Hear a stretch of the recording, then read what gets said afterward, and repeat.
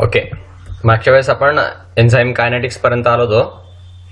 आता थोडंसंच राहिलाय आपला हा टॉपिक, शेवटचा टॉपिक आहे, तर तो आज आपण पूर्ण करूया. सो आज आपल्याला पाहायचं आहे एन्झाईम कायनेटिक्स म्हणजे काय.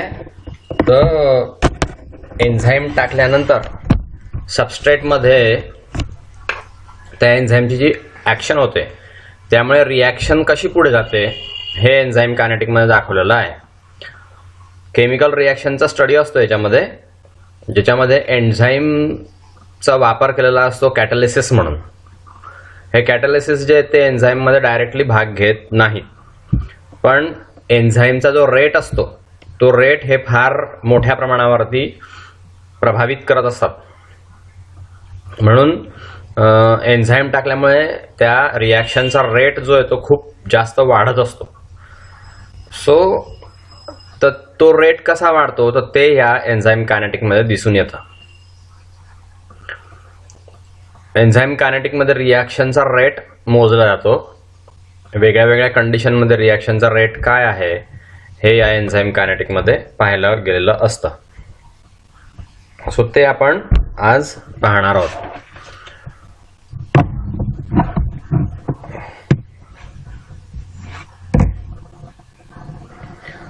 जर समजा आपण एन्झाईम कायनेटिक्स स्टडी करतो त्यावेळेस कॅटॅलिटिक मेकॅनिझम जे एन्झाईमचं ते समजणं फार महत्त्वाचं असतं.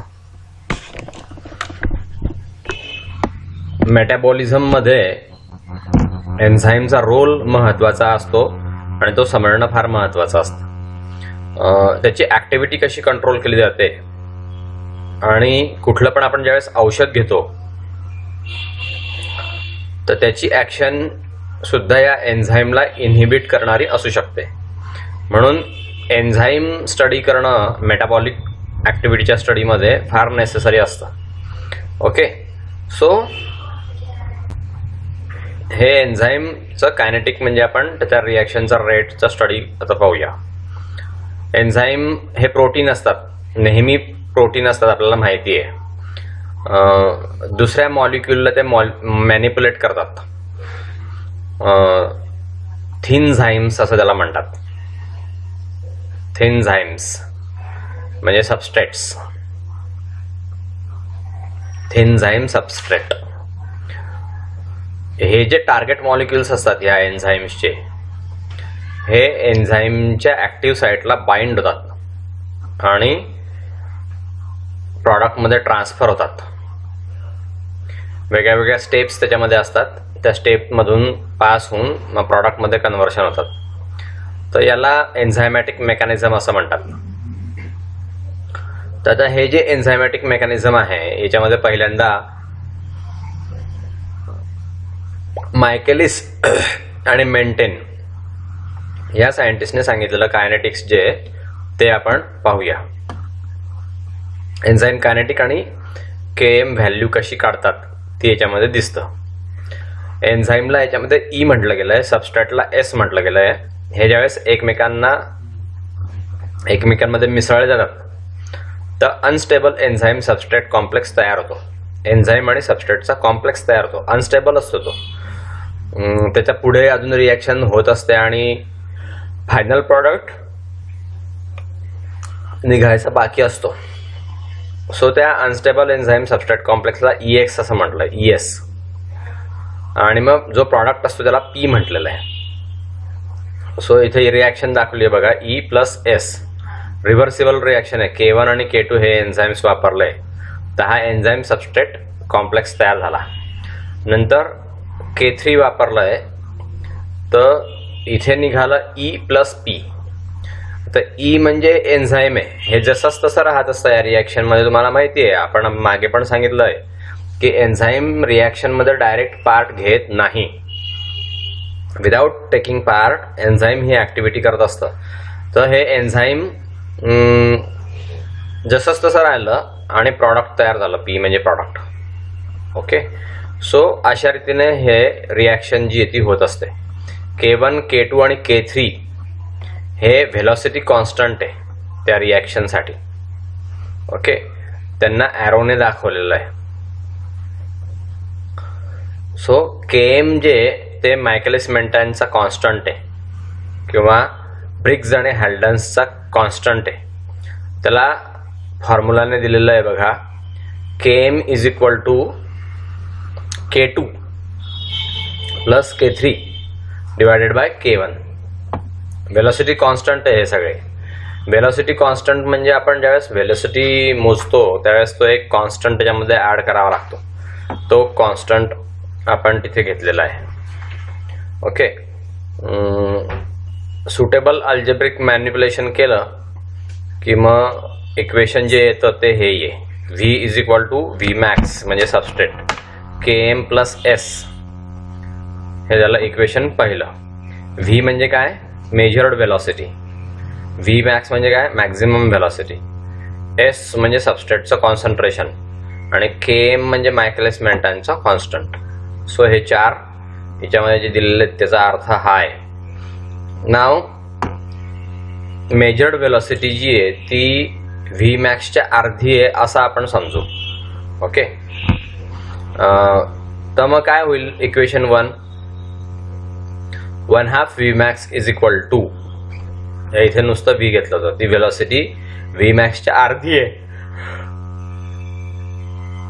असं आपण समजलो, म्हणजे असं आपण गृहीत धरलंय. तर ते नवीन इक्वेशन लिहू आपण आता. 1/2 V max is equal to V max सबस्ट्रेटचा divided by Km plus S. ठीक आहे, now Km plus S is equal to 2 V max S divided by V max. म्हणजे मग पुढे काय, Km plus S is equal to 2s म्हणजे Km is equal to S. हे सिद्ध झालं. आता K म्हणजे काय, तर कॉन्स्टंट आहे आणि M म्हणजे काय, मायकेलिस. Km मधला M म्हणजे मायकेलिस.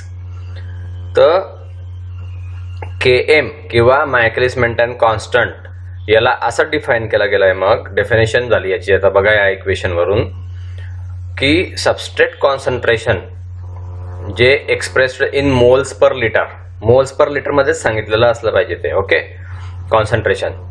तर मायकेलिस मेंटन कॉन्स्टंट म्हणजे मोल्स पर लिटर मध्ये सांगितलेलं सबस्ट्रेट कॉन्सन्ट्रेशन इतकं की ज्यापासून हाफ मॅक्झिमम व्हेलॉसिटी ही या एन्झाईम कॅटलायझ्ड रिॲक्शन मध्ये येऊ शकेल. तर तो असतो तो मायकेलिस मेंटनचा कॉन्स्टंट. ओके, सो ही डेफिनेशन लक्षात ठेवा. Michaelis Menten constant is defined as the substrate concentration expressed in moles per liter to produce half maximum velocity in an enzyme catalyzed reaction. Okay, ही झाली डेफिनेशन. ह्याच्यामध्ये आता असं दाखवलं गेलं आहे की एन्झाईम मॉलिक्युल्सचा अर्धा भाग म्हणजे 50% हे सबस्ट्रेटला बाउंड होतात जेव्हा सबस्ट्रेट कॉन्सन्ट्रेशन हे Km व्हॅल्यूच्या बरोबर होतं तेव्हा. ओके, सो Km व्हॅल्यू जी आहे ही काय आहे, तर कॉन्स्टंट आहे आणि कॅरेक्टरिस्टिक फीचर आहे. त्या गिव्हन एन्झाईम मध्ये कॅरेक्टरिस्टिक फीचर असतात. हे थंब इम्प्रेशन किंवा सिग्नेचर सारखं दिसतं. ओके, हे ES कॉम्प्लेक्सची स्ट्रेंथ मोजण्यासाठी एकदम सुपेरियर असतं, रिप्रेझेंटेटिव्ह असतं. लो Km व्हॅल्यू जी आहे ती इंडिकेट करते स्ट्रॉंग अफिनिटी. एन्झाईम आणि सबस्ट्रेट मध्ये स्ट्रॉंग अफिनिटी ती इंडिकेट करते. आणि हाय Km व्हॅल्यू जी आहे ती रिफ्लेक्ट करते वीक अफिनिटी. ओके, त्याच्यामध्ये वीक अफिनिटी ती हे करते. आता जर समजा आपण मेजॉरिटी बघितली एन्झाईम्सची तर याच्यामध्ये Km व्हॅल्यू हे 10 च्या 5व्या घातावरती अवलंबून असतात. 10चा 5वा घात किंवा 1 किंवा 10चा -2 घात मोल्स. ओके. नाव सबस्ट्रेट कॉन्सन्ट्रेशन आणि एन्झाईम व्हेलॉसिटी. सबस्ट्रेट कॉन्सन्ट्रेशनचा एन्झाईमच्या व्हेलॉसिटीवरती काय परिणाम होतो तो या ग्राफमध्ये दाखवला आहे. व्हेलॉसिटी जशी वाढत जाते तसं सबस्ट्रेट कॉन्सन्ट्रेशन पण वाढत जातं. ओके, हे आपल्याला इथे दिसतंय. पण ज्यावेळेस Vmax येते त्यावेळेस मात्र सबस्ट्रेट कॉन्सन्ट्रेशन कितीही वाढवलं तरी व्हेलॉसिटी ही कॉन्स्टंट राहत. ठीक आहे, असं या ग्राफवरून दिसतं. नाव असं नोट केलं गेलंय की Km जी आहे ही एन्झाईमच्या कॉन्सन्ट्रेशनवरती काही डिपेंडंट नसते.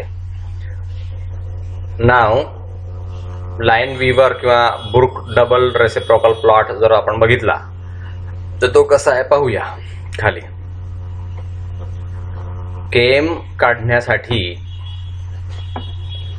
सबस्ट्रेटचा सॅच्युरेशन कर्व जो आहे तो काही फार ॲक्युरेट नाही आहे. कारण Vmax जी आहे ही असिम्प्टोटिकली अप्रोच झालेली असते. म्हणजे ते आपल्याला काही असं दिसत नाही की बाबा ती कशी झाली आहे. इक्वेशनचं जर रेसिप्रोकल घेतलं आपण आणि स्ट्रेट लाईन ग्राफिक रिप्रेझेंटेशन जर समजा मिळवलं तर कसं दिसतं. वरच्या इक्वेशनमध्ये y = ax + b असं दिसू शकतं. ओके, वरचं इक्वेशन म्हणजे काय, y = ax + b. आता हा प्लॉट जर घेतला आपण रेसिप्रोकल व्हरायटीचा व्हेलॉसिटीच्या रेसिप्रोकलचा म्हणजे 1/v आणि त्याचा reciprocal of the substrate concentration म्हणजे 1/s असा जर आपण आता ग्राफ घेतला तर हा ग्राफ आपल्याला स्ट्रेट लाईन दिसतो. स्लोप जो आपण काढला Km/Vmax चा तर त्याचा y जो आहे तो 1/Vmax ला छेद देतो. ठीक आहे. So lineweaver Burk plot जो आहे तो 4.3 मध्ये दाखवलेला आहे. बघा, हा Km कॅल्क्युलेट करायला खूप सोपा जातो. एक्स ॲक्सिसच्या इंटरसेप्ट वरून आपल्याला Km काढता येतो. 1/Km -1/Km. ओके, तर ह्या Lineweaver Burk double reciprocal plot आहे. हा स्लोप काढलाय Km/Vmax. हा 1/Va, हा 1/Vmax आला, हा 1/- आहे, हा -1/Km आणि हा 1/s आहे. इकडे मायनस मध्ये आहे. ठीक आहे. सो समजा 2 किंवा जास्त सबस्ट्रेट असेल तर त्यांच्याशी एन्झाईमची रिॲक्शन कशी होते ते याच्यामध्ये दाखवलेलं आहे. जर समजा आपण वरचं डिस्कशन असं प्रिझम्पशन केलं त्याच्यामध्ये की सिंगल सबस्ट्रेट एन्झाईम रिॲक्शन आहे म्हणजे त्याच्यामध्ये सबस्ट्रेट हा एकच आहे. पण ॲक्च्युअली बरेचसे एन्झाईम्स जे आहेत ते 2 किंवा जास्त सबस्ट्रेटच्या रिॲक्शन पण कॅटलाइज्ड करतात. मल्टी सबस्ट्रेट एन्झाईम्स पण भरपूर असतात. त्यामुळे कॉम्प्लेक्स मॅथमॅटिकल एक्सप्रेशन जे तर ते कसे काढायचे तर फंडामेंटल प्रिन्सिपल्स हे मायकेलिस मेंटन कायनेटिक्सला कन्फर्म करत असतात. ओके, नाव एन्झायमॅटिक ॲक्टिव्हिटीवरती कोणते कोणते फॅक्टर्स अफेक्ट करतात तर ते इथे आता दिलेलं आहे. पहिलं, एन्झाईम आणि सबस्ट्रेटचा जो कॉन्टॅक्ट होतो हा मोस्ट इसेन्शियल असतो या रिॲक्शनमध्ये. प्री रिक्विजिट आहे एन्झाईम ॲक्टिव्हिटीसाठी. ही पहिली गरज आहे की त्यांचा कॉन्टॅक्ट जो आहे एन्झाईमचा आणि सबस्ट्रेटचा व्यवस्थितरित्या झाला पाहिजे. इम्पॉर्टंट फॅक्टर काय आहे त्याच्यामध्ये तर व्हेलॉसिटी आहे. एन्झाईम रिॲक्शनची व्हेलॉसिटी ती आपण पुढे पाहणारच आहोत. नंतर व्हेरियस पॅरामीटर्स पण आहे त्याच्यावरती.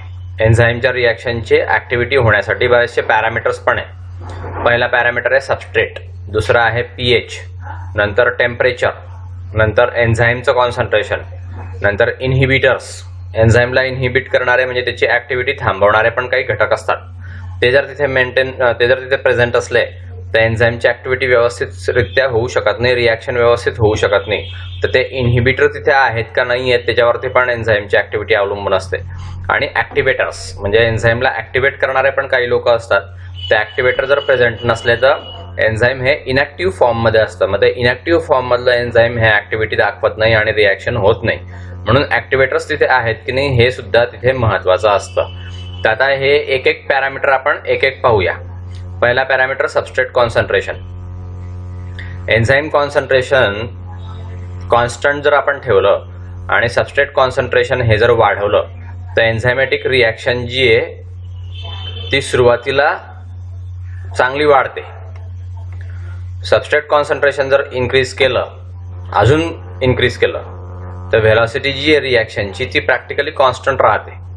हे फॉलोइंग ग्राफमध्ये दाखवलं आहे. म्हणजे बघा काही ठराविक मर्यादेपर्यंत म्हणजे इथपर्यंत समजा व्हेलॉसिटी जी आहे ती वाढलेली आहे एन्झाईमची. सबस्ट्रेट कॉन्सन्ट्रेशन वाढलं तर व्हेलॉसिटी पण वाढली. पण इथून पुढे ही लाईन जी आहे ती अशी आहे. म्हणजे सबस्ट्रेट कॉन्सन्ट्रेशन तुम्ही वाढवलं तरी व्हेलॉसिटी जी आहे ती तीच आहे. म्हणजे ठराविक पॉइंट पर्यंत ती व्हेलॉसिटी वाढते, नंतर मात्र ती व्हेलॉसिटी जी आहे ती कॉन्स्टंटच राहते असं याच्यामध्ये दिसून येतं. ठीक आहे. या ग्राफमध्ये ग्राफ असं दाखवतो की रेट ऑफ रिॲक्शन जर आहे तो प्रपोर्शनली इन्क्रीज होतो. सबस्ट्रेट कॉन्सन्ट्रेशन वाढवल्यावरती इन्क्रीज होतो. पण पर्टिक्युलर कॉन्सन्ट्रेशन एकदा आलं की सबस्ट्रेटची व्हेलॉसिटी जी आहे रिॲक्शन मध्ये ती कॉन्स्टंट राहते, ती वाढत नाही पुढे. म्हणजे एन्झाईम हे सॅच्युरेटेड होऊन गेलेलं असतं त्याच्यामध्ये. ही जी मॅक्झिमम व्हेलॉसिटी आहे एन्झायमॅटिक रिॲक्शन मध्ये आलेली याला व्ही मॅक्स असं म्हणतात. आणि सबस्ट्रेट कॉन्सन्ट्रेशन जे ते मॅक्झिमम व्हेलॉसिटीच्या हाफ असतं आणि यालाच म्हटलंय मायकेलिस मेंटॉन्स कॉन्स्टंट. हा Km ने दाखवला जातो. ही जी व्हॅल्यू आहे Km ची ती रेट ऑफ रिॲक्शन दाखवते. जर Km ची value he rate of reaction पेक्षा कमी असली किंवा हायर असली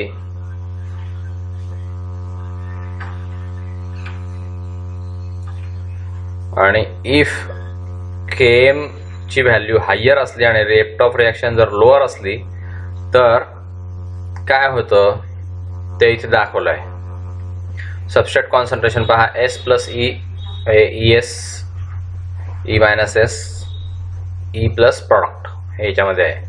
आता लो एन्झाईम मध्ये सबस्ट्रेट कॉन्सन्ट्रेशन लो आहे, हे असं झालं. इकडे प्रॉडक्ट असं तयार झालं.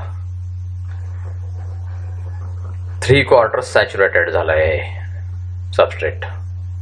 हे इकडे बसलं तर हे असं झालं, फुल्ली सॅच्युरेटेड झालं. चारही ठिकाणी एन्झाईम बसलं. हे 4 झाले. भरपूर आहे. पण इथे मॅक्झिमम किती बसू शकता? फक्त 4च बसू शकता.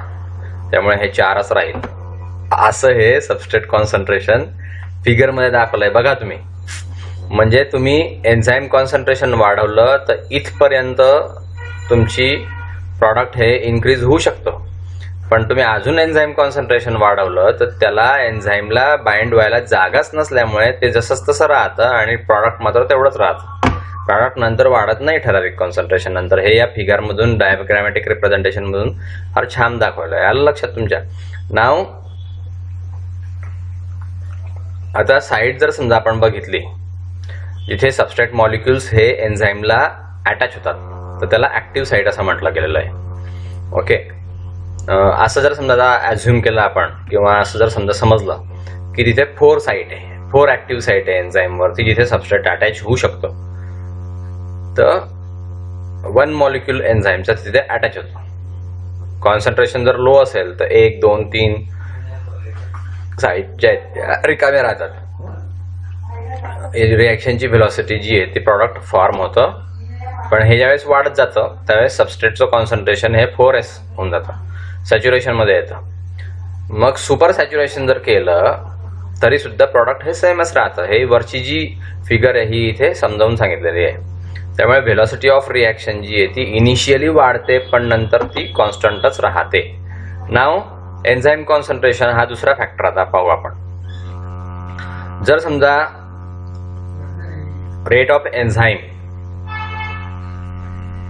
ज्याच्यामध्ये त्याची रिॲक्शन कॅटलाइज करायची असते ती डायरेक्टली कॉन्सन्ट्रेशन ऑफ एन्झाईम्स वरती अवलंबून असते. एन्झाईमचं कॉन्सन्ट्रेशन ही व्हेलॉसिटी ऑफ रिॲक्शन वाढवते कारण ऍक्टिव्ह साईट जास्त मिळतात. एन्झाईमला ऍक्टिव्ह साईट असतात आणि त्या सबस्ट्रेटला ऍक्टिव्ह साईट जास्त मिळतात, त्यामुळे सबस्ट्रेटच्या बाइंडिंगसाठी त्या अवेलेबल असतात. आता हे सुद्धा ग्राफमध्ये दाखवलंय. ग्राफ प्लॉट केला आपण, time required for the reaction, त्याच्या विरोधामध्ये व्हेलॉसिटी ऑफ रिॲक्शन असा ग्राफ प्लॉट केला तर ग्राफमध्ये x1, x2, x3, x4 हे एन्झाईमचे कॉन्सन्ट्रेशन दाखवलेले आहेत आणि कॉन्सन्ट्रेशन एन्झाईमचं जसं जसं वाढत जातं x1 पासून तर x4 पर्यंत, तर रेट ऑफ रिॲक्शन सुद्धा वाढत जातो प्रपोर्शनॅलिटी. म्हणजे व्हेलॉसिटी ऑफ एन्झायमॅटिक रिॲक्शन ही डायरेक्टली प्रपोर्शनल आहे कॉन्सन्ट्रेशन ऑफ एन्झाईम वरती, असं त्या ग्राफवरून आपल्याला दिसून येतं. बघा, तुम्ही जसं जसं एन्झाईमचं कॉन्सन्ट्रेशन वाढवत जाल, कितीही एन्झाईमचं कॉन्सन्ट्रेशन खूप वाढवा तरी पण एन्झाईमची व्हेलॉसिटी ही वाढतेच. मागच्या केस सारखं होत नाही की ठराविक कॉन्सन्ट्रेशन नंतर व्हेलॉसिटी कॉन्स्टंट राहते, तसं होत नाही. इथे एन्झाईम जितकं आपण जास्त टाकू किंवा एन्झाईमचं कॉन्सन्ट्रेशन जितकं जास्त असेल, मॅक्झिमम कॉन्सन्ट्रेशन, त्याच्यामध्ये मॅक्झिमम एन्झाईम त्या रिॲक्शनचा व्हेलॉसिटीचा आपल्याला रेट मिळतो. रिॲक्शनचा रेटची व्हेलॉसिटी ही मॅक्झिमम मिळते. So effect of enzyme concentration हा एन्झाईम व्हेलॉसिटीवरती डायरेक्टली प्रोपोर्शनल आहे. ओके, हे एन्झाईम कॉन्सन्ट्रेशन वरती रिॲक्शनचा रेट जो आहे तो सबस्ट्रेट कॉन्सन्ट्रेशन हे सॅच्युरेटिंग अमाऊंटमध्ये कॉन्सन्ट्रेट झाल्यावरती दाखवलेला आहे. नाव तिसरा भाग पीएच. रेट ऑफ रिॲक्शन ही पीएच वरती पण अवलंबून असते. Okay, hydrogen ion concentration pH म्हणजे मीडियमच्या पीएच वरती सुद्धा अवलंबून असते ही rate of reaction. H ion concentration जर आपण समजा बघितलं तर याच्यामध्ये मार्कड इफेक्ट असतो. चार्जेस वरती याचा मार्क इफेक्ट असतो आयोनायझेबल पोल्स, आयोनायझेबल ग्रुप्स मध्ये आणि प्रोटीन मॉलिक्युल्स मध्ये. सच ॲट म्हणजे हे जे इफेक्ट आहे हे 3 डायमेन्शनल स्ट्रक्चर मध्ये आपल्याला बघू शकतो आपण प्रोटीन मॉलिक्युल्स मध्ये. स्ट्रक्चरल अल्टरेशन याच्यामध्ये जिओमेट्री ही वाढवते ऍक्टिव्ह साईटची. त्याच्यामध्ये varying degree of ionization of groups दिसून येतात पर्टिक्युलरली ऍक्टिव्ह साईटवरती. आणि रिमार्केबल इफेक्ट दिसतो एन्झाईम सबस्ट्रेट कॉम्प्लेक्सचा, फॉर्मेशन दिसतं आणि इव्हेंच्युअल कन्व्हर्शन दिसतं सबस्ट्रेट टू प्रॉडक्टचं. Okay, typical bell shaped curve दिसतो याच्यामध्ये.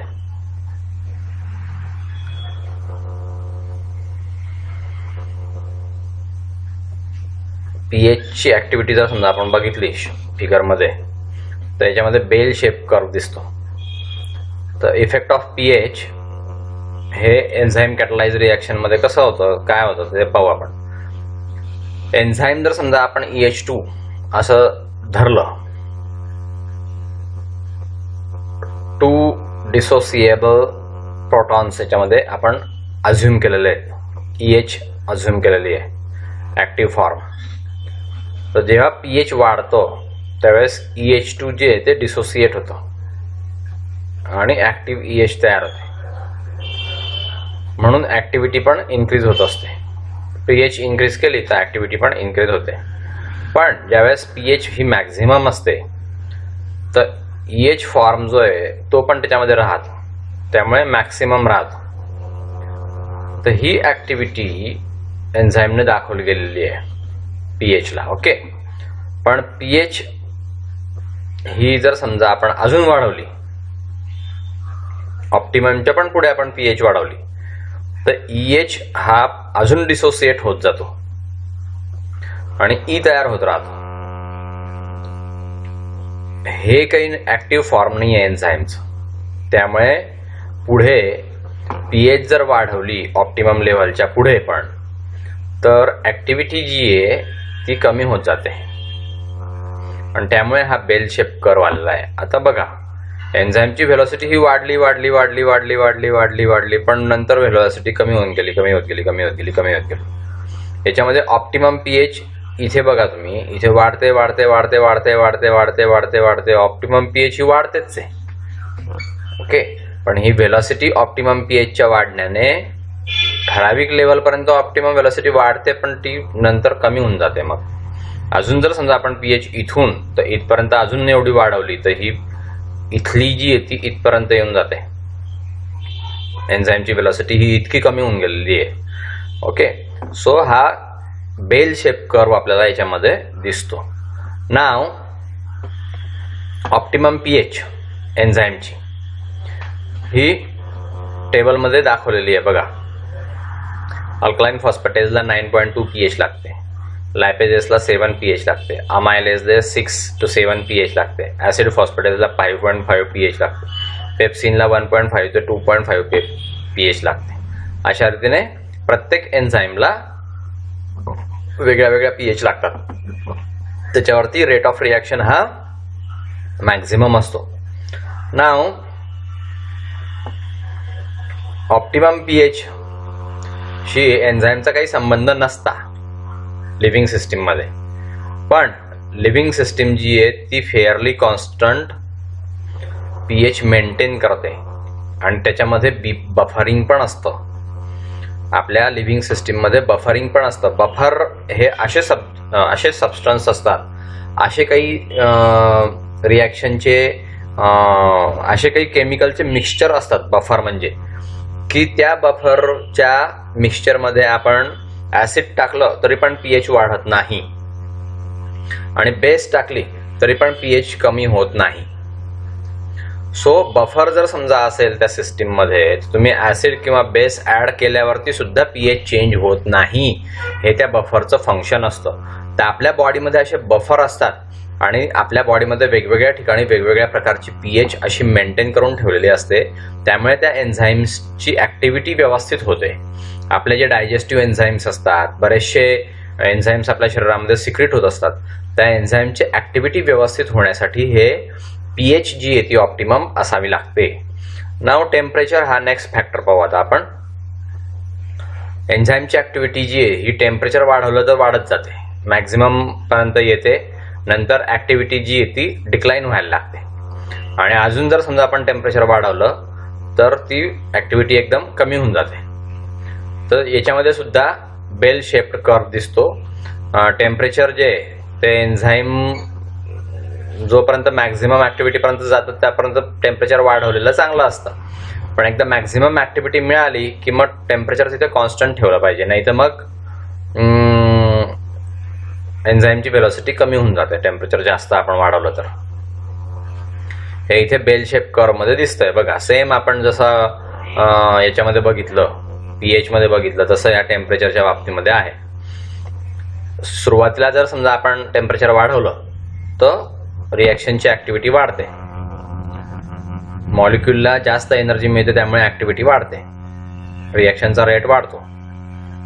एन्झाईम्स मध्ये प्रोटीन्स असतात, त्या हायर टेम्परेचरला मग नंतर डिनेचर होऊन जातात. त्यामुळे एन्झाईम्सला कॅरेक्टरिस्टिक डायमेन्शनल स्ट्रक्चर जे नेटिव्ह स्टेटचं ते येऊन जातं. हे स्ट्रक्चर जे ते एन्झायमॅटिक ऍक्टिव्हिटीसाठी आवश्यक असतं. ते स्ट्रक्चर हाय टेम्परेचरने मोडलं जातं, डिनेचर होतं. Weak hydrogen hydrophobic bonds, electrostatics bonds जे ते तुटतात टेम्परेचर वाढल्यामुळे, आणि त्यामुळे नेटिव्ह बायोलॉजिकल फंक्शनल जे स्ट्रक्चर असतं, 3 डायमेन्शनल जे स्ट्रक्चर असतं एन्झाईमला, ते लॉस्ट होऊन जातं. त्यामुळे तो मॉलिक्यूल डिनेचर होतो आणि मग त्यामुळे टेम्परेचर जर वाढवलं ऑप्टिमम लेवलच्या आपण वरती, तर थर्मल डिनेचर झाल्यामुळे एन्झायमॅटिक ऍक्टिव्हिटी ही कमी होऊन जाते. ही कमी झालेली आहे बघा. ही वेलॉसिटी 40 पासून एकदम कमी झालेली आहे. ओके, सो एन्झाईमची वेलॉसिटी ही ह्या लेवल पासून तर ह्या लेवल पर्यंत आलेली आहे बघा, आणि 40 पासून 70 पर्यंत टेम्परेचर गेलेलं आहे. सो टेम्परेचर जर ठराविक लेवलच्या पुढे वाढवलं तर एन्झाईमची ऍक्टिव्हिटी कमी होऊन जाते, असं याच्यामध्ये दाखवलेलं आहे. ठीक आहे. सो इफेक्ट टेम्परेचरचं जे आहे ते ड्युअल आहे. इनिशियल स्टेजला ते ऍक्टिवेट करतं आणि लॅटर स्टेजमध्ये मात्र इनॅक्टिवेट करतं एन्झाईमला. त्यामुळे ऑप्टिमम टेम्परेचर असणं आवश्यक असतं. दोन ऑपोजिंग फोर्सेस बॅलन्स करण्यासाठी ऑप्टिमम टेम्परेचर असणं आवश्यक असतं. हे ऑप्टिमम टेम्परेचर जे एन्झाईमचं ती ऑर्गॅनिझमची नीड आहे, गरज असते. एन्झाईम्स जर समजा आपण मायक्रो ऑर्गॅनिझम्स बघितले जे हॉट स्प्रिंगमध्ये काम करत असतात किंवा हॉट स्प्रिंगमध्ये जे काही मायक्रो ऑर्गॅनिझम्स असतात त्यांच्यामध्ये हायर ऑप्टिमम टेम्परेचर असतं. त्यामुळे एन्झाईम्स जे हायर ॲनिमल्समध्ये, वार्म ब्लडेड ॲनिमल्समध्ये, त्यांना सुद्धा ऑप्टिमम टेम्परेचर लागतं 37 degree Celsius. Normal body temperature आहे हे 37 डिग्री सेल्सिअस म्हणजे. ओके. आणि जे कोल्ड ब्लडेड ॲनिमल्स असतात त्यांच्यामध्ये मात्र lower optimum pH, lower optimum temperature जे ते आपल्याला पाहायला मिळतं. कोल्ड ब्लडेड ॲनिमल्स जे आहेत ते इंटरनल टेम्परेचर मेंटेन करायला असमर्थ असतात. ॲप्रिसिएबल एक्सटेंट पर्यंतच त्यांचं टेम्परेचर जे आहे ते राहू शकत नाही. कोल्ड ब्लडेड ॲनिमल्स हे नेहमी उन्हामध्ये शेकत असतात. For example crocodile.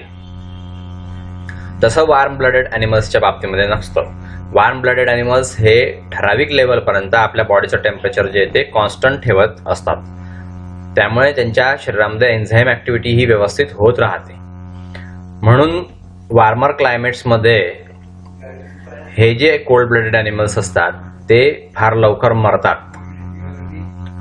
Thermal डिनॅचरेशन, एन्झाईमचं thermal डिनॅचरेशन झाल्यामुळे वार्मर क्लायमेटमध्ये, उष्ण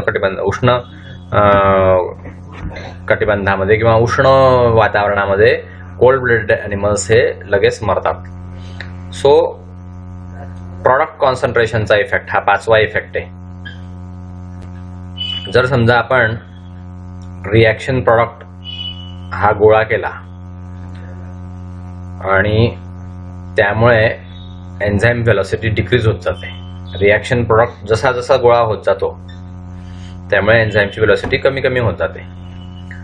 काही एन्झाईमसाठी प्रॉडक्ट जे त्या ॲक्टिव्ह साईटशी कंबाईन करतात एन्झाईमच्या आणि त्यांच्यापासून लूज कॉम्प्लेक्स तयार होतो. त्यामुळे एन्झाईम ॲक्टिव्हिटी ही कमी होते. लिव्हिंग सिस्टीममध्ये या प्रकारचं इनहिबिशन जे ते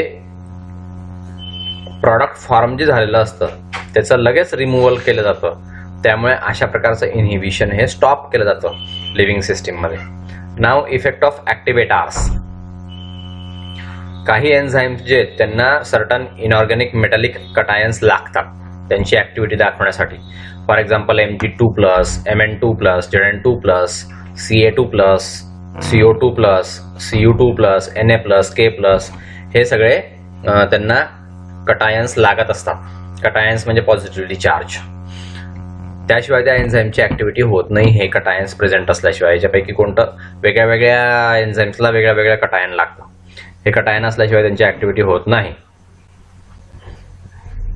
ऑप्टिमम ॲक्टिव्हिटी त्यांच्यासाठी या कटायन्स प्रेझेंट असणं आवश्यक असतं. अनायन्स पण काही क्वचित ठिकाणी लागतात एन्झाईम्सला. For example Cl- chloride ion अमायलेससाठी लागतं. हे जे मेटल आहे हे ॲक्टिवेटरचं काम करतात, एन्झाईमच्या ॲक्टिवेटरचं काम करतात. एन्झाईम व्हेलॉसिटी याच्यामुळे ही रेग्युलेट होत असते. सबस्ट्रेटमध्ये बरेचसे मेकॅनिझम्स आहेत. ES मेटल कॉम्प्लेक्स तयार होतो. रिॲक्शनमध्ये डायरेक्ट पार्टिसिपेशन करतात हे आणि कन्फॉर्मेशनल चेंज जे एन्झाईममध्ये घडवून आणतात. आता 2 कॅटेगरी पडतात. ज्या एन्झाईम्सला मेटल्स लागतात त्यांच्या ॲक्टिव्हिटीसाठी अशा एन्झाईम्सचे 2 भाग पडतात. मेटल ॲक्टिवेटेड एन्झाईम्स आणि मेटलो एन्झाईम्स. हे जे मेटल ॲक्टिवेटेड एन्झाईम्स आहे हे टाईटली हेल्ड नसतात. एन्झाईम्सने टाईटली हेल्ड नसतात. त्यामुळे आपण एक्सचेंज करू शकतो, दुसऱ्या आयन्सची एक्सचेंज करू शकतो. फॉर एक्झाम्पल ATPase हे जे एन्झाईम आहे ते Mg2+ आणि Ca2+ याच्यापैकी कोणतं पण चालू शकतं. एनोलेज आहे त्याच्यामध्ये Mg2+ आहे. नाव मेटलो एन्झाईम्स. हे एन्झाईम्स जे आहेत ते मेटल एकदम पक्के धरून ठेवतात, त्याच्यामध्ये रेडिली एक्सचेंज होऊ शकत नाही. फॉर एक्झाम्पल अल्कोहोल डिहायड्रोजनस एन्झाईम आहे, नंतर कार्बोनिक अनहायड्रेज एन्झाईम आहे, अल्कलाइन फॉस्फेटेज एन्झाईम आहे, कार्बोक्सीपेप्टिडेज एन्झाईम आहे, अल्डोलेज आहे. यांना झिंक लागतो, यांच्यामध्ये झिंक असतो. फिनॉल ऑक्सिडाइजमध्ये कॉपर असतं, पायरुवेट ऑक्सिडाइजमध्ये मॅंगनीज असतं, झान्थिन ऑक्सिडाइजमध्ये मॉलिब्डेनम असतं आणि सायटोक्रोम ऑक्सिडाइजमध्ये आयर्न किंवा कॉपर असतं. ह्या एन्झाईमला हेच मेटल्स लागतात, त्याच्यामध्ये एक्सचेंज होऊ शकत नाही. पण वरचे जे काही ATPase आहे ह्याच्यामध्ये मेटल आयन एक्सचेंज होऊ शकतात. अशा 2 कॅटेगरी मग एन्झाईम्सच्या पडल्या. Now effect of time. Okay, effect of time जर आपण बघितला तर त्याच्यामध्ये काय होतं, टाइम जसं जसं जातो तसं तसं रिॲक्शनच्या व्हेलॉसिटीवरती काही परिणाम होतो का ते याच्यामध्ये दाखवलेलं आहे. आयडियल किंवा ऑप्टिमल कंडिशन आपण जर बघितल्या, pH, टेम्परेचर वगैरे सगळं कॉन्स्टंट आहे आणि टाइम जो आहे एन्झाईम रिॲक्शनला तो जर कमी आहे तर ह्या टाइममध्ये जे व्हेरिएशन दिसतं तर याच्यामध्ये pHचं अल्टरेशन होतं आणि टेम्परेचरचं पण अल्टरेशन होतं, म्हणजे थंड होत जातं एखाद्या वेळेस. ओके, अमाऊंट ऑफ सबस्टन्स ट्रान्सफॉर्मड याच्या अगेन्स्ट टाइम ऑफ रिॲक्शन दिलेला आहे. Increasing enzyme concentration. ओके, इकडे 3 डायमेन्शनल आहे तर इथं पहा टाइम ऑफ रिॲक्शन इतकं 1 पट, 2 पट, 3 पट आणि 4 पट असा हा एन्झाईम व्हेलॉसिटीवरती इफेक्ट ऑफ टाइम दाखवलेला आहे. Okay, now effect of light आणि रेडिएशन. एन्झाईमला जर समजा अल्ट्रावायलेट लाईट दिला किंवा बीटा लाईट दिला, गॅमा लाईट दिला, एक्सरे दिलं, त्यामुळे एन्झाईम हे इनॅक्टिव्हेट होतात. पेरॉक्साइड्स फॉर्मेशन झाल्यामुळे एन्झाईम हे इनॅक्टिव्हेट होतात. UV रेज जे ते सलायव्हरी अमायलेजची ऍक्टिव्हिटी थांबवून देतात असं आढळून येतो. ओके, दुसरं एन्झाईम इनहिबिशन. हा वेगळा टॉपिक आहे. एन्झाईम इनहिबिट कसं करायचं तर सबस्ट्रेट किंवा सबस्टन्स हे एन्झाईम इनहिबिटर असं एक सबस्टन्स असतं, ते एन्झाईमला बाइंड होतं आणि त्याच्यामध्ये कॅटालायटिक ऍक्टिव्हिटी कमी होऊन जाते त्या एन्झाईमची. हे इनहिबिटर्स जे हे ऑर्गॅनिक असतात, इनऑर्गॅनिक असतात, दोन्ही प्रकारचे असू शकतात. ब्रॉड कॅटेगरीमध्ये जर आपण बघितलं तर एन्झाईम इनहिबिटर हे 3 प्रकारचे असतात. एक रिव्हर्सिबल इनहिबिशन, दुसरं इररिव्हर्सिबल इनहिबिशन आणि तिसरं ॲलोस्टॅरिक इनहिबिशन. तर पहिलं आपण पाहू रिव्हर्सिबल इनहिबिशन. हे जे इनहिबिशन आहे हे नॉन कोव्हॅलंटली एन्झाईमला बाइंड होऊन जातं आणि एन्झाईमचं इनहिबिशन करतं. पण हे इनहिबिटर रिमूव्ह केलं जाऊ शकतं रिव्हर्सिबली आणि परत एन्झाईमची ऍक्टिव्हिटी ही कॉन्स्टंट राहू शकते. त्या एन्झाईमची ऍक्टिव्हिटी ही परत येऊ शकते. याला म्हणतात रिव्हर्सिबल इनहिबिशन. याचे 2 भाग पडतात, कॉम्पिटेटिव्ह इनहिबिशन आणि नॉन कॉम्पिटेटिव्ह इनहिबिशन. तर कॉम्पिटेटिव्ह इनहिबिशन जर आपण बघितलं तर इनहिबिटर जे असतं आय हे रिअल सबस्ट्रेट सारखं असतं. याला सबस्ट्रेटचं ॲनालॉग असं पण म्हणतात. हे इनहिबिटर सबस्ट्रेटशी कॉम्पिटिशन करतं आणि ऍक्टिव्ह साईटशी एन्झाईमच्या बाइंड करतं, पण त्याच्यामध्ये काहीही कॅटालायसिस होत नाही. जोपर्यंत कॉम्पिटेटिव्ह इनहिबिटर ऍक्टिव्ह साईट धरून ठेवतो तोपर्यंत एन्झाईम जे ते सबस्ट्रेटला अवेलेबल होऊ शकत नाही. ह्या रिॲक्शनमध्ये ES आणि EI कॉम्प्लेक्सेस फॉर्म होत असतात जसे इथे दाखवलेले ते. त्यामुळे याचं रिलेटिव्ह कॉन्सन्ट्रेशन जे सबस्ट्रेटचं आणि इनहिबिटरचं ते त्या रिस्पेक्टिव्ह ॲफिनिटीवरती त्याला चिकटलेलं असतं. त्यामुळे एन्झाईम्स जे ते कॉम्पिटेटिव्ह इनहिबिशनची डिग्री किती असू शकते हे ठरवतं. म्हणजे एन्झाईमचं कॉन्सन्ट्रेशन भरपूर असेल तर काही भागामध्ये हे इनहिबिटर चिटकून जातं काही साईटवरती आणि काही साईटवरती सबस्ट्रेट चिकटतं, त्यामुळे ऍक्टिव्हिटी घडून येते. पण जर समजा एन्झाईमचं कॉन्सन्ट्रेशन कमी असेल तर मग तिथे मॅक्झिमम सबस्ट्रेट कॉम्पिटेटिव्ह इनहिबिटर चिटकून गेल्यामुळे त्या एन्झाईमची ऍक्टिव्हिटी होत नाही. मग हे हाय सबस्ट्रेट कॉन्सन्ट्रेशनमुळे आपल्याला कमी करता येऊ शकतं. कॉम्पिटेटिव्ह इनहिबिशन जे आहे ते हाय सबस्ट्रेट कॉन्सन्ट्रेशन केलं तर मग आपल्याला इनहिबिशन कमी करता येऊ शकतं. Km व्हॅल्यू जी आहे ती इन्क्रीज केली आणि Vmax अनचेंज ठेवला. ओके, नाव एन्झाईम सक्सिनेट डिहायड्रोजनेज जे आहे क्लासिकल एक्झाम्पल आहे कॉम्पिटेटिव्ह इनहिबिशनचं. सक्सेनिक ऍसिड त्याचं सबस्ट्रेट असतं. याला मॅलोनिक ऍसिड असं म्हणतात किंवा ग्लुटारिक ऍसिड असं म्हणतात किंवा ऑक्झॅलिक ऍसिड असं म्हणतात. याला स्ट्रक्चरल सिमिलरिटी आहे सक्सेनिक ऍसिडची. ओके, त्यामुळे ते याला कॉम्पिटेटिव्ह इनहिबिशन दाखवतात. ऍक्टिव्ह साईट एसडीएचच्या ऍक्टिव्ह साईटशी हे बाइंड होऊन जातात. मॅलोनिक ऍसिड किंवा ग्लुटारिक ऍसिड ऑक्झॅलिक ऍसिड हेच बाइंड होऊन जातात. त्यामुळे कॉम्पिटेटिव्ह एन्झाईम जे सक्सेनिक ऍसिड बाइंड होऊ शकत नाही. त्यामुळे कॉम्पिटेटिव्ह इनहिबिशन जे येते तिथे घडून येतं एसडीएचच्या म्हणजे सक्सेनेट डिहायड्रोजनेस या एन्झाईमच्या ऍक्टिव्हिटीमध्ये कॉम्पिटेटिव्ह इनहिबिशन झालं. या स्ट्रक्चरली सिमिलर सबस्ट्रेटमुळे त्यांनी इनहिबिशनची ऍक्टिव्हिटी केली, इनहिबिटरी ऍक्टिव्हिटी केली त्यांनी. ओके, सो असं ते आहे. हे फिगर 4.10 मध्ये कॉम्पिटेटिव्ह इनहिबिटर्सचं दाखवलं आहे. Enzyme activity velocity versus substrate हा प्लॉट दाखवला आहे आणि हे प्लॉट सगळे असे दाखवले. नाव जे आपण एक्सप्लेन केलं तेच याच्यामध्ये दाखवलेलं आहे. नाव मिथेनॉल हे बॉडीला टॉक्सिक असतं. ओके, मिथेनॉल म्हणजे विषारी दारू असं समजा तुम्ही. त्या दारूचं रूपांतर इथेनॉलमध्ये झालेलं नसतं, मिथेनॉलमध्येच झालेलं असतं. फक्त ती विषारी दारू म्हणजे मिथेनॉल. हे मिथेनॉल बॉडीला टॉक्सिक असतं, त्यामुळे लोक मरतात.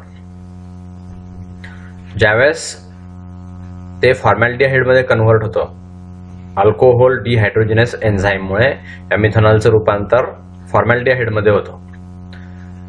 तर इथेनॉल जे ते ह्या मिथेनॉलशी कॉम्पीट करतं एडीएच साठी, म्हणजे अल्कोहोल डिहायड्रोजनेस एन्झाईम मध्ये. त्यामुळे इथेनॉल जे ते मिथेनॉल पॉइझनिंग मध्ये उपयोगाला आणतात. गंमत आहे ना. त्यामुळे काय होतं, त्या मिथेनॉलमुळे जे पॉइझनिंग होतं तर त्या पॉइझनिंगच्या ऍक्टिव्ह साईटमध्ये, आता इथेनॉल आणि मिथेनॉल सारखेच आहे, त्याच्यामध्ये थोडा फरक आहे. CH4 आणि C2H6. ओके, तर त्याच्यामध्ये सिमिलरिटी असल्यामुळे इथेनॉलचा वापर होतो. कशासाठी? ज्या लोकांना मिथेनॉलचं पॉइझनिंग झालेलं आहे अशा लोकांना वाचवण्यासाठी इथेनॉल म्हणजे त्यांना दारू पाजतात. ओके, सो हे त्या एन्झाईम अल्कोहोल डिहायड्रोजनेसच्या ऍक्टिव्हिटीला इनहिबिट करण्यासाठी इथेनॉल उपयोगामध्ये आणतात आणि मग ती मिथेनॉलची ऍक्टिव्हिटी जी आहे ती इनहिबिट होते. ओके, सो असं ही कॉम्पिटेटिव्ह इनहिबिशन आहे.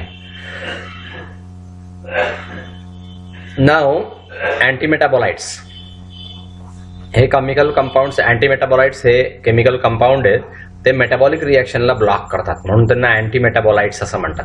मेटाबॉलिक रिॲक्शन जी आपल्या शरीरामध्ये होत असते ती ब्लॉक करतात हे अँटीमेटाबोलाइट्स. हे केमिकल्स आहेत. कसं ते ब्लॉक करतात, मेटाबॉलिक रिॲक्शन कशी ब्लॉक करतात, तर एन्झाईम्सची ऍक्शन जी आहे ती ब्लॉक करतात, इनहिबिशन करतात. अँटीमेटाबोलाइट्स जे आहेत ते स्ट्रक्चरल अॅनालॉग असतात, सबस्ट्रेटचे स्ट्रक्चरल अॅनालॉग असतात. अॅनालॉग म्हणजे सारखे दिसणारे. स्ट्रक्चरल अॅनालॉग म्हणजे एकाच आईचे दोन मुलं जे आहेत ते सारखे दिसतात पण ऍक्च्युअली एकदम सारखे नसतात. तसं हे स्ट्रक्चरल अॅनालॉग आहेत अँटीमेटाबोलाइट्स सबस्ट्रेटचे. त्यामुळे ते कॉम्पिटेटिव्ह इनहिबिटर्सचं काम करतात. हे सुद्धा कॅन्सर थेरपीमध्ये वापरले जातात, गाऊट मध्ये सुद्धा वापरले जातात. अँटीव्हिटॅमिन्स ही सुद्धा अँटीमेटाबोलाइट्स मध्ये वापरले जाते. त्यामुळे बायोकेमिकल रिॲक्शन्स ऍक्शन ज्या असतात व्हिटॅमिन्सच्या त्याच्यामध्ये डिफिशियन्सी येते. फॉर एक्झाम्पल सल्फोनिलामाइड डायक्युमॅरॉल व्हिटॅमिनची डिफिशियन्सी ज्यामध्ये असते त्याच्यामध्ये हे अँटीमेटाबोलाइट्स उपयोगात आणले जातात. नाव हे झालं सगळं कॉम्पिटेटिव्ह इनहिबिशन. नाव नॉन कॉम्पिटेटिव्ह इनहिबिशन. हे जे इनहिबिटर्स असतात, नॉन कॉम्पिटिटिव्ह इनहिबिटर्स, हे साईटला बाइंड होतात, ऍक्टिव्ह साईटच्या पेक्षा वेगळ्या साईटला बाइंड होतात, एन्झाईम सरफेसला वेगळ्या साईटवरती हे बाइंड होत असतात. त्यामुळे बाइंडिंग जे ते एन्झाईमचं फंक्शन हे इम्पेअर करतात. इनहिबिटर्स जे स्ट्रक्चरल रिझेंबलन्स नसतो, त्याचा सबस्ट्रेटशी स्ट्रक्चरल रिझेंबलन्स नसतो, पण त्यांना स्ट्रॉंग ॲफिनिटी असते इनहिबिटर्सची. ओके, सेकंड साईटला बाइंड करण्यासाठी त्यांची स्ट्रॉंग ॲफिनिटी असते. त्यामुळे इनहिबिशन जे ते एन्झाईम सबस्ट्रेट बाइंडिंग मध्ये काहीही इंटरफेअर करत नाही, पण कॅटालिसिस जो आहे तो प्रिव्हेंट होतो. हे कशामुळे? तर एन्झाईमच्या कॉन्फॉर्मेशनच्या डिस्टॉर्शनमुळे. हा दुसरा पदार्थ त्या एन्झाईमला चिकटल्यामुळे एन्झाईमचा जो कॉम्प्लेक्स आहे तो डिस्टॉर्ट होतो. डिस्टॉर्ट म्हणजे एन्झाईम वेगळं वाकडा तिकडं तयार होतं, म्हणून ते असं याची ॲफिनिटी जी एन्झाईमची जी ऍक्टिव्हिटी आहे ती कमी होऊन जाते. एन्झाईम जे जनरली इनहिबिटर जो आहे हा जनरली एन्झाईमला बाइंड करतो ES कॉम्प्लेक्स मध्ये. ओव्हरऑल रिलेशन जर आपण बघितलं नॉन कॉम्पिटिटिव्ह इनहिबिशनचं तर ते खाली दाखवल्याप्रमाणे रिॲक्शन मध्ये दिसतं बघा. E+S gives ES gives E+P. त्याच्यामध्ये हा EI आणि S असं जर झालं तर EIS असं तयार होऊन जातं तिथे खाली. नॉन कॉम्पिटिटिव्ह इनहिबिशन मध्ये Km व्हॅल्यू जी आहे ही अनचेंज्ड असते, पण Vmax ही कमी होऊन जाते. ओके, व्हेलॉसिटी मॅक्सिमम जी आहे ती कमी होऊन जाते. नाव याच्यामध्ये या फिगरमध्ये ते दाखवलेलं आहे. हेवी मेटल आयन्स जे Ag+, Pb2+, Hg2+, हे जर आपण कन्सिडर केले तर हे नॉन कॉम्पिटेटिव्हली इनहिबिट करतात एन्झाईमला. ओके, सिस्टिनिल सल्फोड्रिल ग्रुपला हे बाइंड करतात हे heavy metal ions. General reaction जर आपण बघितली Hg2+ ची तर ती खाली दिसते बघा. E+SH+ Hg2+, ES च्या पुढे डॉट डॉट डॉट करून Hg2+ ब्लाइंड होऊन गेला आणि H+ दिसतंय. सो अशा रीतीने हे नॉन कॉम्पिटेटिव्ह एन्झाईम्स आपण बघितले. नाव इररिव्हर्सिबल इनहिबिशन, हे सगळं रिव्हर्सिबल इनहिबिशन होतं. आता इररिव्हर्सिबल इनहिबिशन.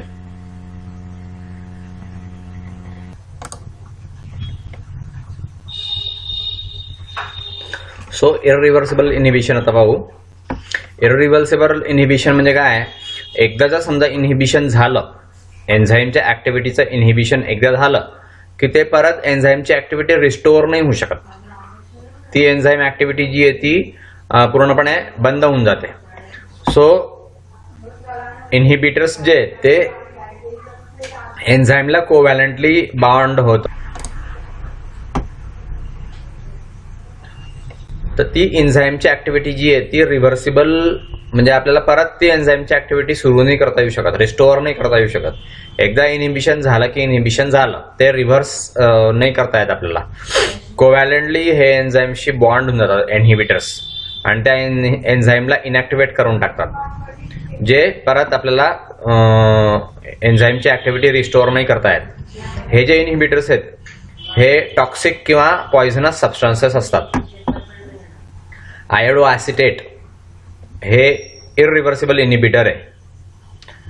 पपेन आणि ग्लिसरॉल्डिहाइड्स 3 फॉस्फेट डिहायड्रोजिनेज, पपेन आणि ग्लिसरॉल्डिहाइड 3 फॉस्फेट डिहायड्रोजिनेज या दोन एन्झाईमचं आयोडो ॲसिटेट हे इररिव्हर्सिबल इनहिबिटर आहे.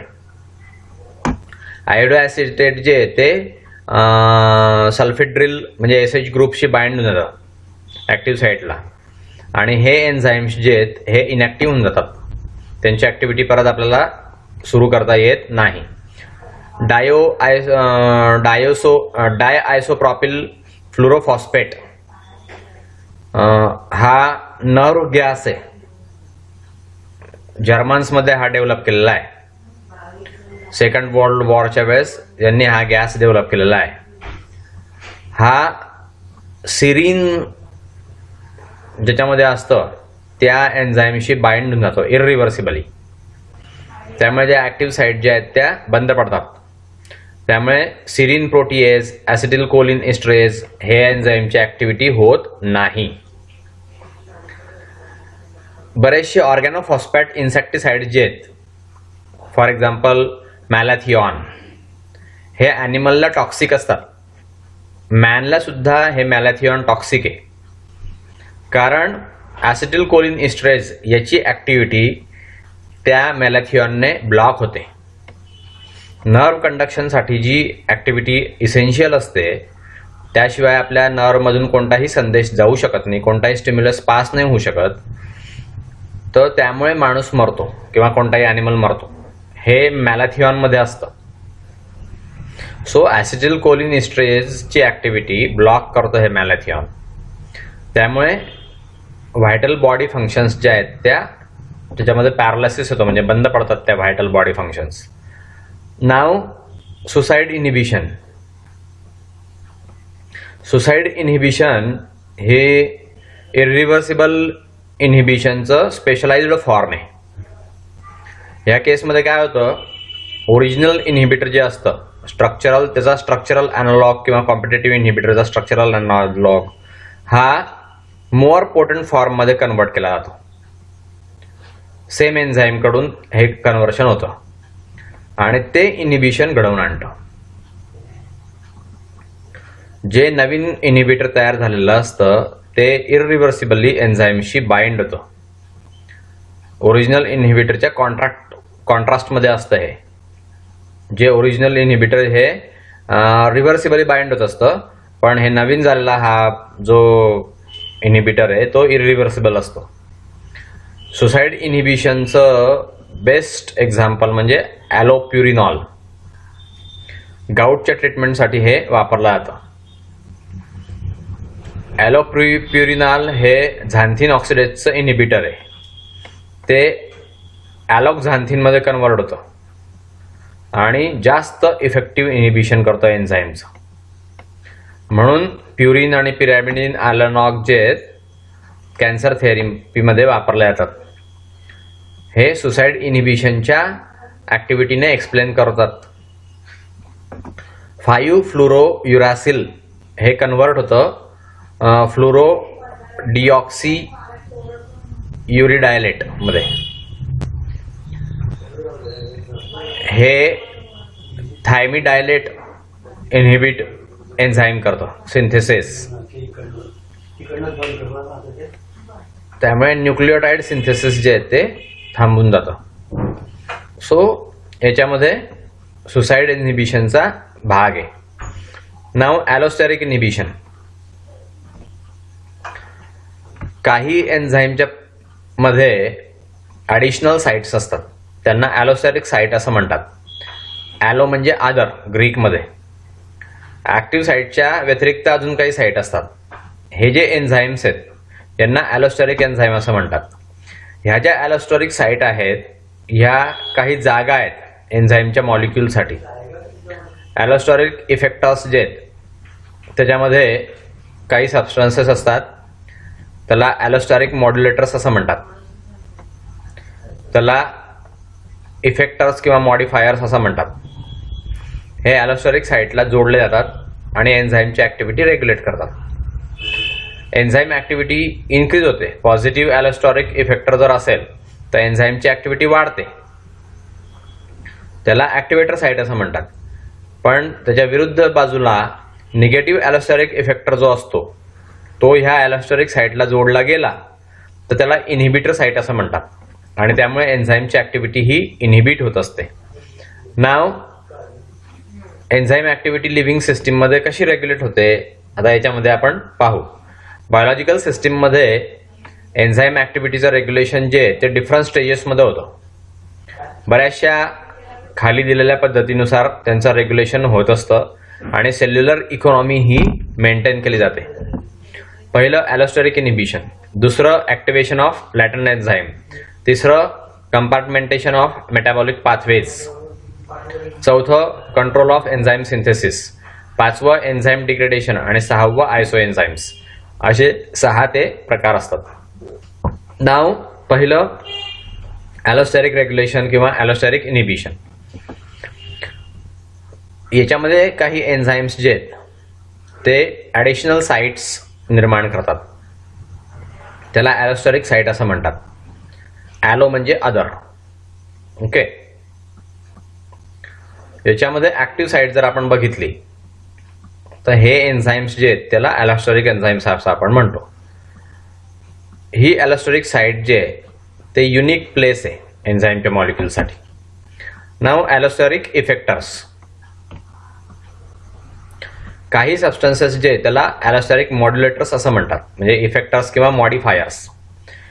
हे बाइंड होतात ॲलोस्टेरिक साइटला आणि एन्झाईम ऍक्टिव्हिटी रेग्युलेट करतात. एन्झाईम ऍक्टिव्हिटी ही इन्क्रीज होते जेव्हा पॉझिटिव्ह ॲलोस्टेरिक इफेक्टर बाइंड होतो आणि ॲलोस्टेरिक साइटला ऍक्टिव्हेटर साइट असं म्हणतात. विरुद्ध बाजूला निगेटिव्ह इफेक्ट होतो ॲलोस्टेरिक इफेक्टरचा, त्याला इनहिबिटर साइट असं म्हणतात. ते एन्झाईमला इनहिबिट करतात. नाव ॲलोस्टेरिक एन्झाईमचे क्लासेस. ॲलोस्टेरिक एन्झाईमचं वर्गीकरण केलेलं आहे क्लासेस. त्याचे क्लासेस वेगळे वेगळे पाडलेले आहेत. तर हे जे एन्झाईम्स आहेत हे ॲलोस्टेरिक मेकॅनिझमने रेग्युलेट होतात आणि त्यांना ॲलोस्टेरिक एन्झाईम्स असं म्हणतात. 2 क्लासेस याच्यामध्ये पडतात ॲलोस्टेरिक इफेक्टर केएम आणि व्ही मॅक्सच्या अनुसार. के क्लास जो आहे ॲलोस्टेरिक एन्झाईम्सचा तर हे इफेक्टर चेंजेस याच्यामध्ये होतात केएम मध्ये, आणि व्ही मॅक्स जे त्याच्यावरती होत नाही. रेसिप्रोकल प्लॉट आहे हा. कॉम्पिटिटिव्ह इनिबिशन याच्यामध्ये होतो. याचं एक्झाम्पल आहे फॉस्फोफ्रुक्टोकायनेज. बी जर बघितलं व्ही क्लास ॲलोस्टेरिक एन्झाईम्स बी क्लास आहे. याच्यामध्ये इफेक्टर जे आहे ते व्ही मॅक्सला अल्टर करतो, केएम ला अल्टर करत नाही. डबल रेसिप्रोकल प्लॉट असतो हा. त्याच्यामध्ये नॉन कॉम्पिटेटिव्ह इनहिबिटर्स जे ते ऍक्टिव्ह केले जातात. याचं एक्झाम्पल आहे CoA carboxylase. Okay. Now second activation of latent enzymes. Latent enzymes जे तर हे इनॅक्टिव्ह असतात. काही एन्झाईम्स जे आहेत हे सिंथेसाइज होतात प्रो एन्झाईम्स या नावाने, म्हणजे प्रो एन्झाईम्स एन्झाईम्सचा प्रिकर्सर असतात ते.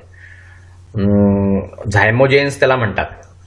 त्याच्यामध्ये इररिव्हर्सिबल कोव्हॅलंट ऍक्टिव्हेशन होतं, एकाचं ब्रेकडाऊन होतं आणि जास्त पेप्टाइड बॉन्ड तयार होतात.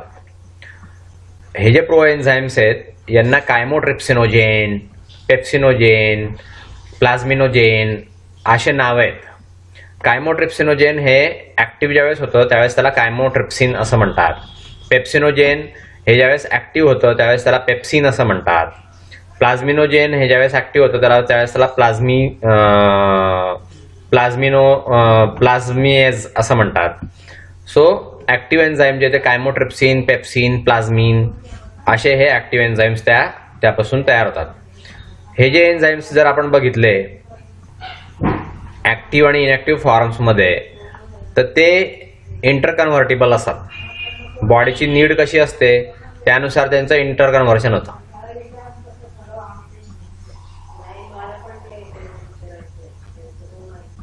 हे जे इंटरकन्व्हर्शन आहे हे रिव्हर्सिबल कोव्हॅलंट मॉडिफिकेशनने होतं आणि याच्यामध्ये फॉस्फोरिलेशन होत असतं, डिफॉस्फोरिलेशन होत असतं किंवा ऑक्सिडेशन रिडक्शन होत असतं डायसल्फाइड बॉन्ड्सचं. यामध्ये काही एन्झाईम्स जे आहेत हे ऍक्टिव्ह असतात सल्फेड्रिल म्हणजे SH ग्रुपमध्ये. याचं एक्झाम्पल आहे सक्सिनेट डिहायड्रोजनेज किंवा युरिएज. याच्यामध्ये सबस्टन्सेस आपण बघितले तर ग्लुटाथिऑन असतं. याची स्टॅबिलिटी जी आहे ती एन्झाईमशी असते. नाव तिसरं कंपार्टमेंटेशन. काही सबस्टन्सेस असतात बॉडीमध्ये, फॅटी ऍसिड झाले, ग्लायकोजेन झालं, ते सिंथेसाइज होतात आणि डिग्रेड पण होतात. याचा पॉइंट काय आहे, सायमल्टेनियस ऑकरन्सचा पॉइंट काय आहे, तर पाथवेमध्ये हे सिंथेटिक असतात म्हणजे अॅनाबॉलिक असतात आणि बॅकग्राऊंडमध्ये कॅटाबॉलिक असतात. त्यामुळे पाथवेज जे आहेत ते ऑपरेटिव्ह होतात वेगवेगळ्या सेल्युलर ऑर्गॅनल्समध्ये आणि मॅक्झिमम इकॉनॉमी घडवून आणली जाते. हे जे एन्झाईम्स आहे फॅटी ॲसिडमध्ये त्याचं सिंथेसिस जे हे सिस्टॉलमध्ये होतं आणि एन्झाईम्स जे आहेत फॅटी ॲसिडच्या ऑक्सिडेशनमध्ये हे प्रेझेंट केले जातात मायटोकॉन्ड्रियामध्ये.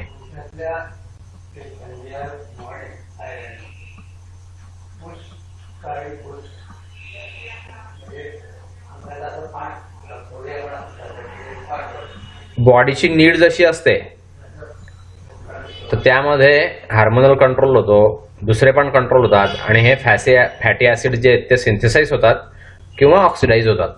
तर अशा रीतीने कंपार्टमेंटेशन सुद्धा या एन्झाईमच्या ऍक्टिव्हिटीवरती कारणीभूत असतं. नाव एन्झाईम सिंथेसिसचं कंट्रोल कसं होतं, तर बरेचसे एन्झाईम्स हे रेट लिमिटिंग असतात, फार कमी कॉन्सन्ट्रेशनमध्ये ते प्रेझेंट असतात. जर समजा आपण एन्झाईमचा अमाऊंट पाहिलं तर हे रिॲक्शनची व्हेलॉसिटी कंट्रोल करत असतात आणि रिॲक्शनची व्हेलॉसिटी त्या एन्झाईममुळे कॅटलाइज होत असते. रेट लिमिटिंग एन्झाईम्स जे आहेत त्यांना फार कमी हाफ लाईफ असतं. त्यामुळे इफिशियंट रेग्युलेशनमध्ये त्यांचा लेव्हल जी आहे त्या एन्झाईमची जी लेव्हल आहे, क्वांटिटी जेवढी ती तयार झालेली असते ती त्याच्यामध्ये ऍक्टिव्हिटी दाखवते आणि नंतर ते एन्झाईम जे आहे त्याचा हाफ लाईफ संपल्यामुळे डिनेचर होऊन जातं. तर अशा प्रकारे हे दोन प्रकारचे एन्झाईम्स असतात. कॉन्स्टिट्यूटिव्ह एन्झाईम म्हणजे हाऊसकीपिंग एन्झाईम, याची लेव्हल जी आहे ती फेअरली कॉन्स्टंट असते आणि काही कंट्रोल केली जात नाही. दुसरं आहे अडॅप्टिव्ह एन्झाईम्स, यांचं कॉन्सन्ट्रेशन इन्क्रीज होतं किंवा डिक्रीज होतं जशी बॉडीची नीड असते, जशी बॉडीची गरज असते त्या बॉडीच्या गरजेप्रमाणे यांचं कॉन्सन्ट्रेशन वाढतं किंवा कमी होतं आणि हे वेल रेग्युलेटेड एन्झाईम्स असतात. हे जे सिंथेसिस होतं या एन्झाईम्सचं, प्रोटीन्स असतात हे एन्झाईम्स, हे जीन्सने कंट्रोल केले जातात. Now last but one enzyme degradation. हे एन्झाईम्स जे आहेत हे इमॉर्टल नाही आहेत, हे बरेचसे प्रॉब्लेम क्रिएट करतात. बरीचशी व्हेरिएबिलिटी याच्यामध्ये होते हाफ लाईफमुळे. इंडिव्हिज्युअल एन्झाईमच्या हाफ लाईफमध्ये व्हेरिएबिलिटी होते. काहीमध्ये दिवसांची होते, काहीमध्ये तासांची होते, काहीमध्ये मिनिटांची व्हेरिएबिलिटी होते हाफ लाईफमध्ये. LDH4 जे त्याच्यामध्ये 5 ते 6 दिवसांची व्हेरिएबिलिटी येऊ शकते. LDH1 मध्ये 8 ते 12 तासांची व्हेरिएबिलिटी येऊ शकते. अमायलेजमध्ये 3 ते 5 तासांची व्हेरिएबिलिटी येऊ शकते. त्यामुळे एन्झाईमचा एकदम महत्वाचा आणि रेग्युलेटरी असा हा कंपोनंट आहे की ते रॅपिडली डिग्रेड होऊन जातात. जर समजा त्यांची गरज नसेल तर ते लगेच नाहीसे होऊन जातात आणि जेव्हा त्यांची गरज असते त्यावेळेस त्यांचं सिंथेसिस एकदम पटकन घडून येतं. हे जरी प्रत्येक वेळेस खरं नसलं तरी एन्झाईम्स ज्यांना फार लांब हाफ लाईफ असतं ते स्लगिश असतात. कॅटलायटिक ऍक्टिव्हिटीमध्ये ते एकदम कमी ऍक्टिव्हिटी असते, एकदम स्लगिश असतात, एकदम स्लो असतात. नाव आयसो एन्झाईम्स, ह्याच्यामध्ये मल्टिपल फॉर्म्स आपण बघतो आयसो एन्झाईम्सचे. सेम एन्झाईम्स ह्याच्यामध्ये हेल्प करतात रेग्युलेशनमध्ये एन्झाईम ऍक्टिव्हिटीच्या. बरेचसे आयसो एन्झाईम्स आहेत, टिश्यू स्पेसिफिक आयसो एन्झाईम्स आहेत. हे आयसो एन्झाईम्स गिव्हन एन्झाईम्स जर आपण बघितले तर सेम रिॲक्शन कॅटलाइज करत असतात. Km आणि Vmax पेक्षा ते वेगळे असतात आणि आयसो एन्झाईम्स जे LDHचे किंवा CPKचे हे याचे एक्झाम्पल आहे. ओके, LDHचा आयसो एन्झाईम आणि CPKचा आयसो एन्झाईम हे याचं एक्झाम्पल आहे. सो अशा रीतीने आपण हे बायोकेमिस्ट्रीचं 4थं युनिट संपवलं आणि आपला बायोकेमिस्ट्रीचा पण सिलेबस संपलेला आहे. आता SYचा जो मेन सब्जेक्ट आहे, स्पेशल सब्जेक्ट म्हणजे एपिकल्चर, त्या एपिकल्चरचे लेक्चर्स आपण पुढे घेऊ. तुमचा बायोकेमिस्ट्रीचा पूर्ण सिलेबस संपला आहे. तुम्हाला परीक्षेसाठी बेस्ट ऑफ लक. इथे आता थांबूया. ठीक आहे, ओके, बाय.